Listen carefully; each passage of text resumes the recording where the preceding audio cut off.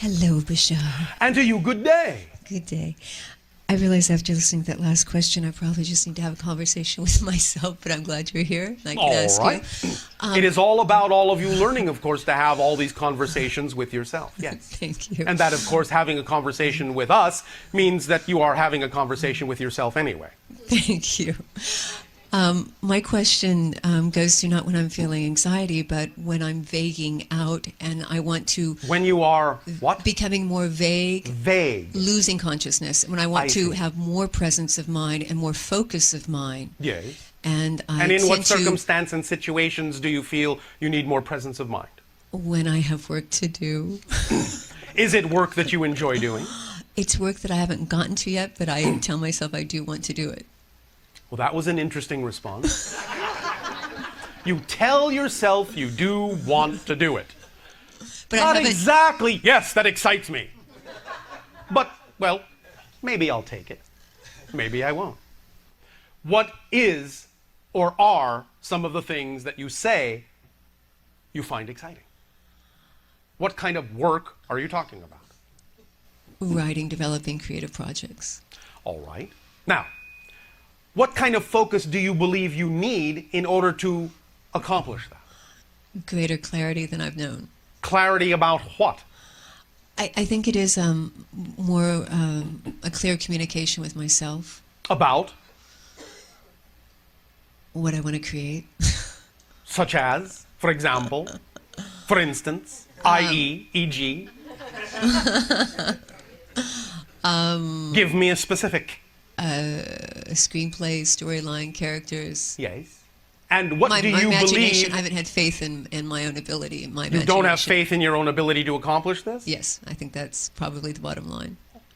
On what level do you feel you lack faith? Is it your technical ability? Is it your ability to conceive of stories or create characters? On what level do you believe you lack ability? Or all of the above? I think it's just a habit of...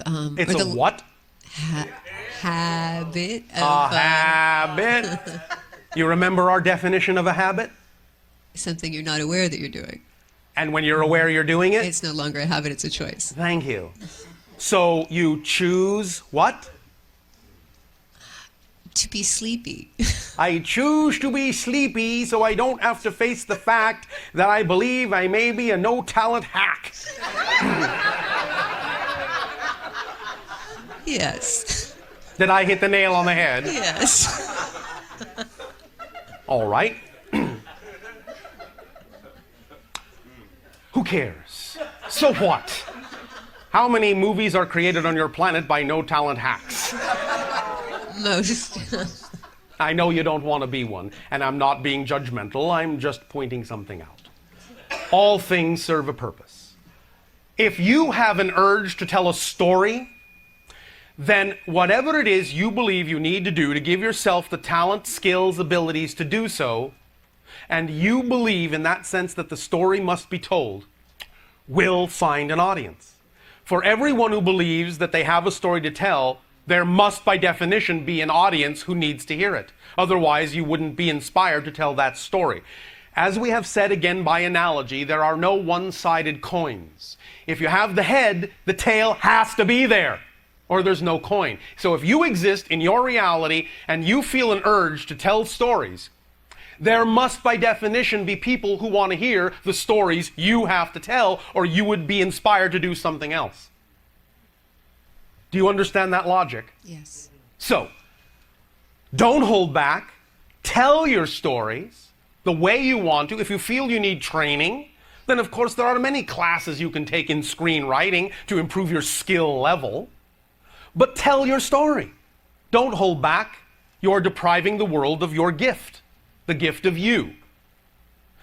However you manage to tell them, whether it ever be that it is accomplished in screenplay or movie form, the very process you're going through is in and of itself a story. And by sharing that today, you are telling a story of your particular process, your particular adventure, your particular life. But the point is if you have the urge to tell one strongly, there will be by definition someone who needs to hear it, even if it's only one person. The idea is to understand what your motivations are for doing so. If you're doing it because that's who you are and you just have no other choice, that's the state to be in to do it.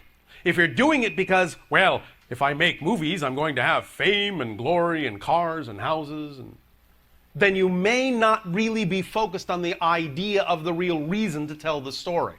You may be, in your language, putting the cart before the horse, getting the details ahead of the whole picture.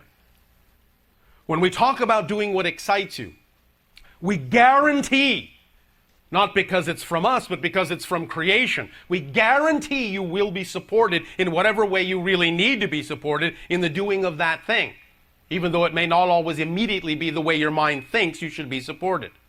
But the point is, the only reason to do a thing is because you just can't imagine doing anything else. Because it's really who you are, and you're giving of your true self, no matter whether you ever get a response or not that you know of. You're doing it because you have no choice but to do it. And that's what makes it powerful. Let me explain something else to you all about impact. No matter what you do, no matter what creative endeavor you do, you already have all the impact you will ever have on everything. You already have 100% impact on your world just by the fact you exist within it. Anything you create will not create more impact in your world than you're already having just by existing. When you do the things that give you joy and creative expressions that you put out in your world, those things don't create impact. They create more ability to perceive the impact you're already having. Big difference. You don't have to worry about having an impact. You will never be able to have more impact than you already have just by the fact that you exist. And the impact you have just by existing is already 100%. You belong. You are part of creation. You have all the impact you're ever going to have on creation just because you're part of it. The things you do that give you joy are your way of creating an opportunity to experience, and for other people to experience the impact you already have. Remember, as I said, the only thing that's really real is experience. So go through the experience of writing your movies however you wish to. However you take yourself through it, it's the experience that counts. Allow yourself to understand that if you have the urge to do so, then that's who you are at this moment, and there's no other reason to do it. Is this helping? Yes. Are you sure? It's my getting past my initial inertia. But inertia is just the product of your belief systems, of what you think is going to happen. Let me ask the question this way, and this is also a good exercise to do if you're having difficulty getting in touch with what your beliefs might be, what your fears might be. Take it to the extreme in the negative direction.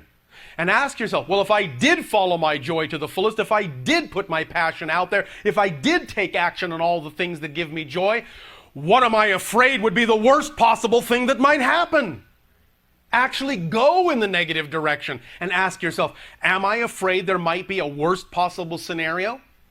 It might be one thing or another. All right, yes, if I'm going to put myself out there, I might find that I actually am a no-talent hack. And then what would I do?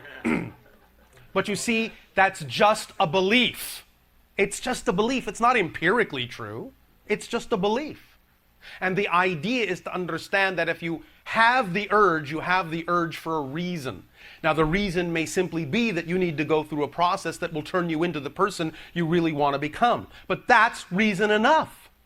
The idea is to drop all the other expectations and all the other reasons for why you think you should do it, and just do it because you have no choice, because it's who you are, no matter what the outcome, no matter what the consequence. And if you do it that way and approach it from that state, then it will always give you a beneficial result, even if the beneficial effect is not exactly what your mind thought it ought to be.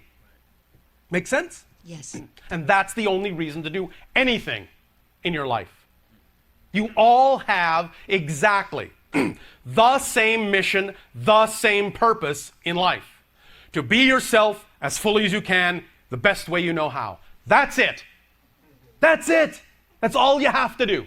Be yourself fully as you can, follow your joy best you can every moment. That's it.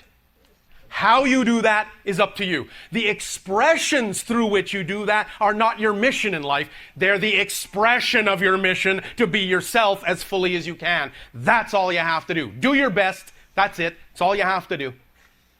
You will have done perfectly if at every moment you just do your best to be yourself. You will have done perfectly. Does that make sense? It does. Does that take some of the weight off? Yes. Some of the expectation off that you have loaded on yourself, that you're carrying around? Yes, and this is the second time that you brought up the impact Yes. statement to me, so I do appreciate it very much. Thank you. Thank you, Bashar.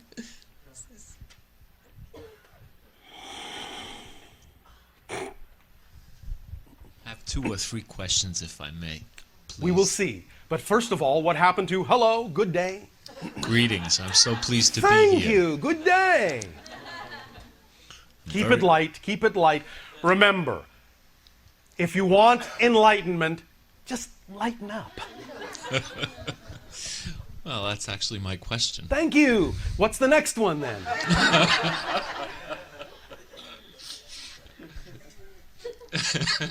Oh, all right. That one's taken care of too. I have the feeling that I'm supposed to be channeling. In what way? There's art, there's music, there's doing it this way, there's simply getting The in way touch with you're your guides, doing it. automatic writing. The All way right. you're doing it. Are you attracted to ideas or books or classes that would teach you techniques by which you feel you would accomplish this? Yes. Are you doing those things? I haven't yet. Why not? I will now. Thank you. Again, if you say something excites you, Is there a way? I don't. is there a way that works best for you? No, no. Is there a way for you to tell me if it's something that I've arranged before this lifetime that I'm to do? Does it make a difference whether you arranged it before this life or in this life, in terms of its effect in your life? No. Then a difference that makes no difference is no difference. Okay. Yes, I hear you. Oh, all right. Thank you. I've been getting some Yes. What have you been signs. Oh, signs. Like right now, right in Yes. front of me, I see and it hangs around me 24 hours a day, a little black dot that just follows me around. Oh, all right. And I'd like to know what that is, and is that part of, my... It's a focal point. It means focus and go in the direction of what you want to do. Take action. Do the things that you believe in your imagination are representative of giving you the abilities to do what you say excites you. Focal point. Go straight to that point. That's it. That's all you have to do. Keep moving in that direction. Follow the path of excitement. Excitement is the thread that leads to all other things that contain excitement. No matter how it looks on the surface, no matter how it appears, if it contains the highest amount of excitement out of all the things available to you to do at that moment, that's the way to go. Focal point. Focus on the thread of excitement and follow it. That's all you have to do to always be exactly where you need to be, when you need to be there, interacting with exactly whom you need to interact with at that exact moment. That's all you need to do. Follow the thread of excitement. Focal point. The electricity that sometimes appears to me and fills up the room where I'm in, Yes. could you give me any understanding as to what that is? Yes, well, again, understand that you all give off electromagnetic energy with every beat of your heart.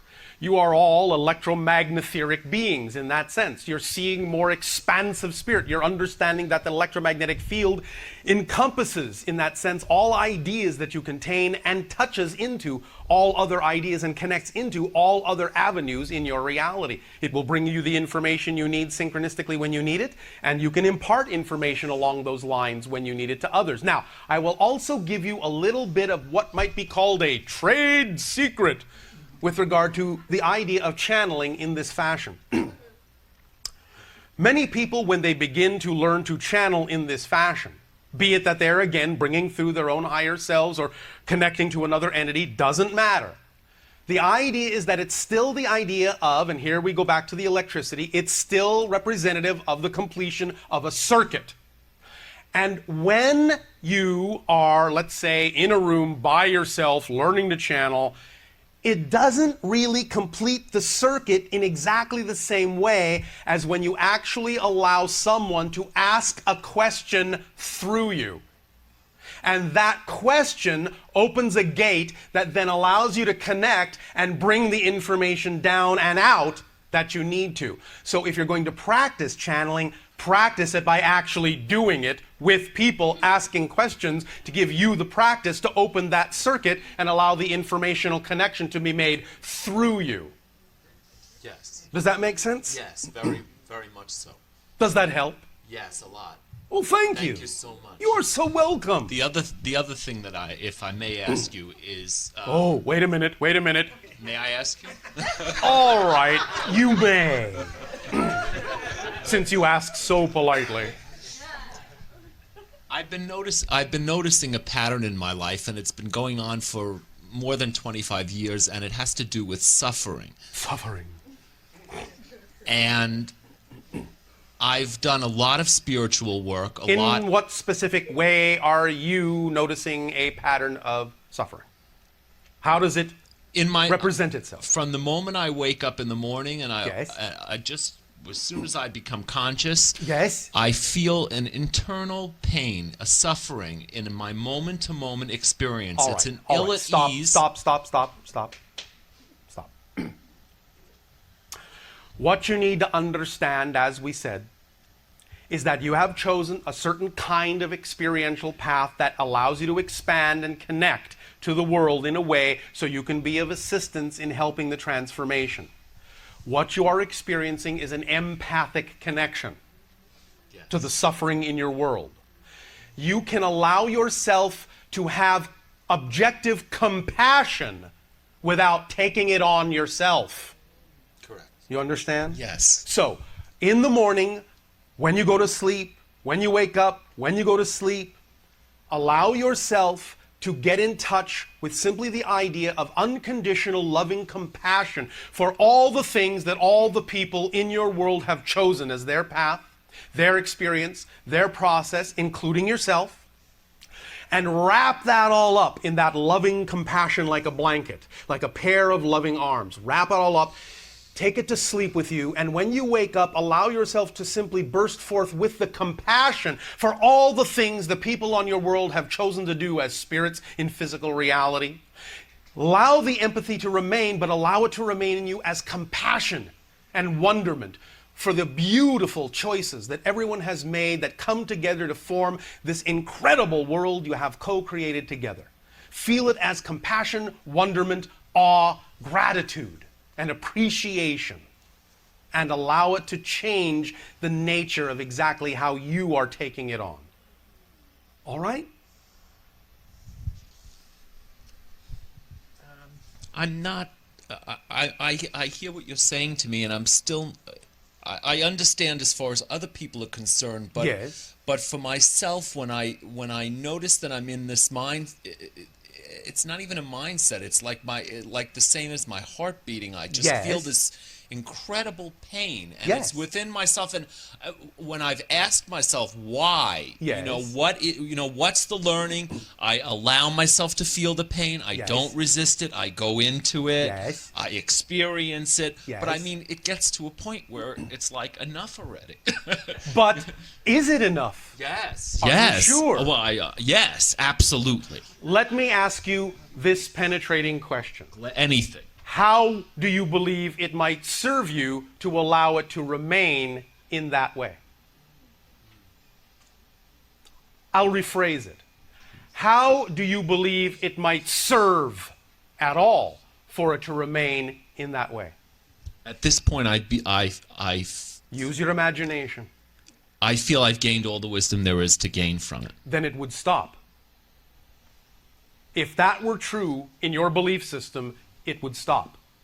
Let's take what is for what is. Okay. If you're still waking up with it and you're still experiencing it, you obviously don't believe you've gotten everything out of it.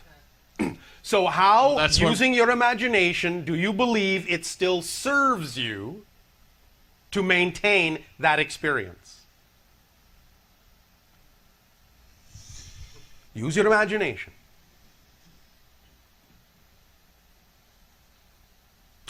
All right, maybe it will make it easier for you if I put it this way. If this were not happening to you, if it were happening to someone else, how might you imagine, in assisting them, that they might feel it might serve them to allow that experience to continue? What reasons might they have within their belief system that says that allowing that experience to continue would be something they would need to do? What reasons might they come up with? It's given me the depth to understand people a lot. It's given me the depth to truly feel that, what people go through in learning and growing. Do you believe that without that particular kind of empathic link, you wouldn't have that understanding? That people wouldn't Yes. be able to relate to you? I Or believe you wouldn't be able to believe- relate to them? I believe that if I had not gone through the suffering that I've gone through in my life, that Yes. I would not have the capacity to help other people.